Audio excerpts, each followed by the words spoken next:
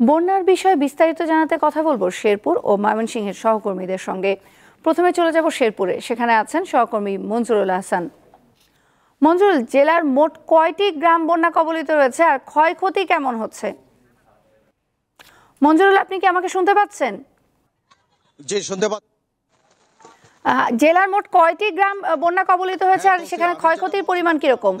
শেরপুর জেলার তিনটি উপজেলায় পাহাড়ি ঢলের কারণে বন্যায় প্লাবিত হয়েছে এবং এখানে ব্যাপক ক্ষয়ক্ষতি হয়েছে বন্যায়। এখন পর্যন্ত সর্বশেষ রিপোর্ট পাওয়া পর্যন্ত আমরা যেটা জেনেছি যে পানিবন্দী হয়ে পড়েছে প্রায় 20,000 মানুষ পানিবন্দী হয়ে পড়েছে এবং অনেক মানুষ তাদের বাড়ি ঘরে এবং উঁচু স্থানে আটকে পড়ছে, সেখানেও বন্যার পানি প্রবেশ করতে শুরু করেছে। গতকাল রাত থেকে ভোগাই, চেল্লাখালী, সোমেশ্বরী এবং মহারশী নদীর পানি কিছুটা কমলেও সকাল থেকে আবার মুষলধারে বৃষ্টি শুরু হয়েছে।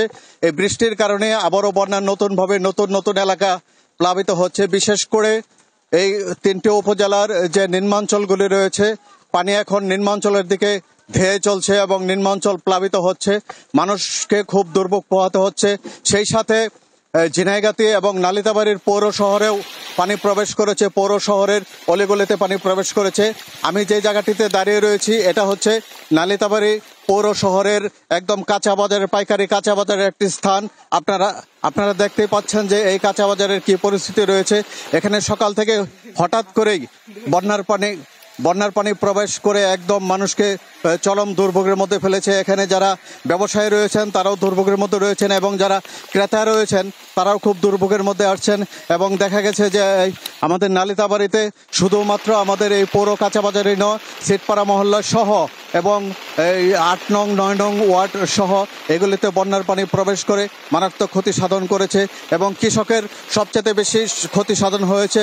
কৃষকের কৃষি জমি সম্পূর্ণভাবে বন্যার পানিতে তলিয়ে রয়েছে। সে সাথে আমাদের সবজির যেমন ক্ষতি হয়েছে তেমনি আমাদের যে আবাদি ফসল রয়েছে, আর 2 মাস পরেই যে স্বপ্ন নিয়ে কৃষক তার খেতে আবাদ করেছিল, সেই আমন ফসল ঘরে উঠত, সেই ফসল এখন বন্যার পানিতে তলিয়ে গিয়েছে। তাই বন্যায় যারা ক্ষতিগ্রস্ত হয়েছে এবং যারা আটকে পড়েছে এবং বন্যা দুর্গত এলাকায় সরকারিভাবে ত্রাণ পৌঁছে দেওয়া হচ্ছে এবং বেসরকারি বিভিন্ন সংস্থা, এনজিও সহ যারা স্বেচ্ছাসেবী সংগঠন রয়েছে তারাও সেখানে ত্রাণ পৌঁছে দিচ্ছেন এবং শুকনো খাবার পৌঁছে দিচ্ছেন। তো এখন পর্যন্ত এখানে যে বন্যা হয়েছে এই বন্যার স্মরণকালের ইতিহাসের একটি বন্যা। 1988 সনে এই অঞ্চলে যে বন্যা হয়েছিল সেই বন্যার চেয়েও এবারের বন্যা ভয়াবহ আকার ধারণ করেছে, ভয়াবহ রূপ। সহকর্মী মঞ্জুরুল হাসান জানাচ্ছিলেন শেরপুর থেকে।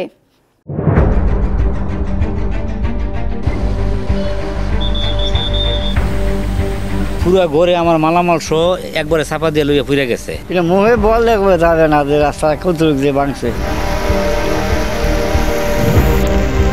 200 বছর আগের ঐতিহ্য মাটির ঘর ছিল, ওই মাটির ঘরগুলো একবারে ভাঙ্গা নিচে পড়ে গেছে। মানুষের তো অসহায়, করার কিছু নাই।